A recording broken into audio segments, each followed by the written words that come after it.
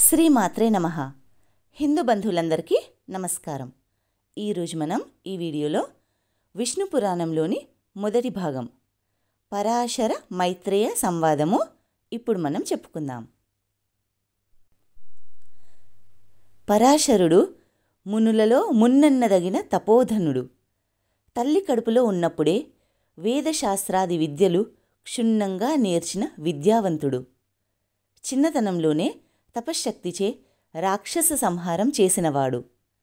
బ్రహ్మ మానసపుత్రుడైన పులస్య బ్రహ్మ వల్ల దివ్య జ్ఞానశక్తిని పొందినవాడు. పద్మాక్షుని పాదపద్మ భక్తికి జీవితం అంకితం చేసినవాడు. దివ్య తేజో విరాజమానుడు. ఆ మహానుభావుడు గురువుగా మైత్రేయుడు వేదశాస్త్రాలు అభ్యసించి శుశ్రూష చేస్తూ ఒకనాడు ప్రభాత కాలకృత్యాలు నిర్వర్తించి సుఖాసీనుడై ఉన్న గురువునకు నమస్కరించి ఈ విధంగా అంటున్నాడు: గురుదేవా, నీ అనుగ్రహం వల్ల వేదాలు శాస్త్రాలు క్షుణ్ణంగా తెలుసుకున్నాను. జ్ఞానధనం పొందిన అదృష్టవంతుడనయ్యాను.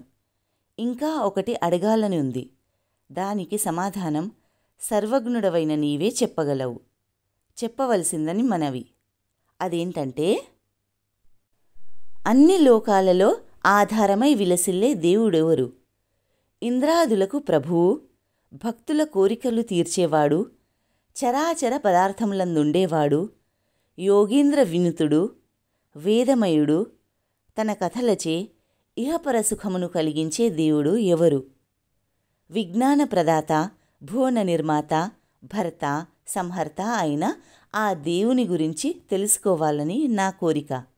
అలాగే పృథివ్యాది భూత ప్రమాణాలు, సప్త సముద్ర విస్తారం, సప్త ద్వీప వృత్తాంతం, సప్తకుల పర్వతాల విషయం, సూర్యాది గ్రహ తారక సంచారం, దేవాది చతుర్విధ భూత సృష్టి, చతుర్దశ మన్వంతర వృత్తాంతం, 4 యుగాల ప్రమాణం, కల్ప విషయం, యుగధర్మాలు, దేవర్షుల చరిత్రలు, రాజవంశ చరిత్ర, వేదశాఖా ప్రమాణాలు, బ్రాహ్మణాది వర్ణధర్మాలు, బ్రహ్మచర్యం మొదలుగా 4 ఆశ్రమాల పద్ధతి వినాలని ఉన్నది. సెలవీయవలసిందని మనవి అని అనగా పరాశరుడు పరమానంద హృదయుడై చెప్పాడు: మైత్రేయ, మంచి విషయం అడిగావు. అదంతా నాకు తెలిసినదే. ఇప్పుడు నీ వల్ల నాలో నుంచి బహిర్గతమవుతుంది, విను.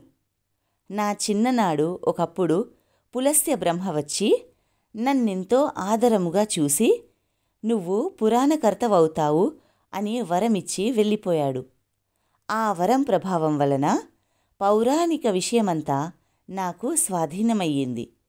దానిని వివరిస్తాను, విను అని అనగా మైత్రేయుడు, ఆచార్య, పురాణకర్తగా నిన్ను పులస్యుడు అనడానికి కారణమేమిటి అని అడుగగా పరాశరుడు ఈ విధంగా చెబుతున్నాడు: మునుపు విశ్వామిత్రుడు పగబట్టి మా తాత కొడుకులను 100 మందిని దారుణముగా రాక్షసుల చేత చంపించాడు. మా తండ్రి శక్తి వారితోనే మరణించాడు. అప్పటికి నేను తల్లి కడుపులో ఉన్నాను. వేదశాస్త్రాదులు నాకు వశమయ్యాయి. కొన్నాళ్లకు జన్మించాను. పెద్దవాడనై తపశ్చర్యంలో ఉండగా మా అమ్మ దృశ్యంతి నా వద్దకు వచ్చి చెప్పింది: నీ తండ్రిని నిష్కారణముగా రాక్షసులు వచ్చి దారుణముగా చంపారు. నిగ్రహించడం, అనుగ్రహించడం అనే శక్తులు కలవాడవై శత్రు సంహారం చేయకపోవడం ఏమనాలి అని నన్ను నిందాస్తుతిగా అన్నది. వెంటనే నేను అథర్వ మంత్రాలతో రాక్షస సంహార యజ్ఞం ఆరంభించాను. నా మంత్రాల ధ్వనికి లోకం అల్లలాడింది. సురలు ఆనందముగా జయధ్వనులు చేశారు. ఆ రాక్షస సంహార యజ్ఞములో లెక్కకు మిక్కిలిగా రక్కసులు మరణించారు. చావక మిగిలినవారు మా తాత వశిష్ఠుని వద్దకు వెళ్ళి రాక్షస సంహార విషయం చెప్పి ప్రార్థించగా ఆయన వాళ్లకు అభయమిచ్చి నా దగ్గరికి వచ్చి ఆదరంగా అన్నాడు: నాయనా పరాశర, శాంతించు. ఏదో ఎప్పుడో జరిగింది. దానికి ఇప్పుడు నువ్వు ఘోరంగా ఈ జీవహింసా కార్యం మునులకు దూష్యం చేయవచ్చునా? ఇలాగ చేయవలసిన వారు రాజులు. ఆపు, నీ కోపం విడువు. జీవహింస చేసేవారికి సద్గతి రాదు. ఆ విషయం నీకు తెలియంది కాదు. ఇంకొక మాట, ఈ పని ఆనాడు నేను చెయ్యలేనా? కన్న తండ్రిని చూస్తూ ఊరకున్నాను. కారణం, జీవహింస మునుల కృత్యం కాదు కాబట్టి. శాంతించు. కోపం పాపానికి ధూపం, ఘోర నరకకూపం. ముక్తిని, స్వర్గమును సంపాదించిన తపశ్శక్తిని, పుణ్యమును, యశస్సును, ధర్మమును పోగొడుతుంది. ఇక వారి వారి కర్మఫలం కష్టసుఖాలను కలిగిస్తుంది. దానికై చింత, సంతోషం పొందకూడదు. చూడు, ఏ తప్పు చేయని రాక్షసులు వచ్చి అభయం కోరుతూ ఏడుస్తున్నారు. వారిని రక్షించు. తాత బోధ విని శాంతించి రాక్షస మారణ హోమం ముగించాను. అంతలో పులస్త్య బ్రహ్మ వచ్చి మా తాతచే సత్కారం పొంది కూర్చుండి నన్ను చూశాడు. ఆనందించి అన్నాడు, వాసిష్ఠా, శాంతమూర్తివయ్యావు. నీ కోరిక ఏమిటి అని అడుగగా నేను ఆయన పాదాలకు నమస్కరించి, జ్ఞానం, మధురమైన వాక్కు, ప్రతిభ, పాండిత్యం, పురాణ ప్రావీణ్యం కావాలి, ప్రసాదించు అని ప్రార్థించాను.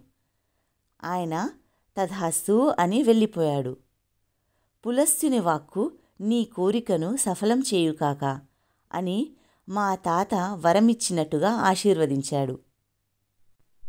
విష్ణు పురాణంలోని మొదటి భాగం సంపూర్ణం. దేవాధిదేవుడైన శ్రీ మహావిష్ణువు యొక్క కృపాకటాక్షాలు, ఆశీస్సులు సదా మనందరిపై ఉండాలని కోరుకుంటూ స్వస్తి.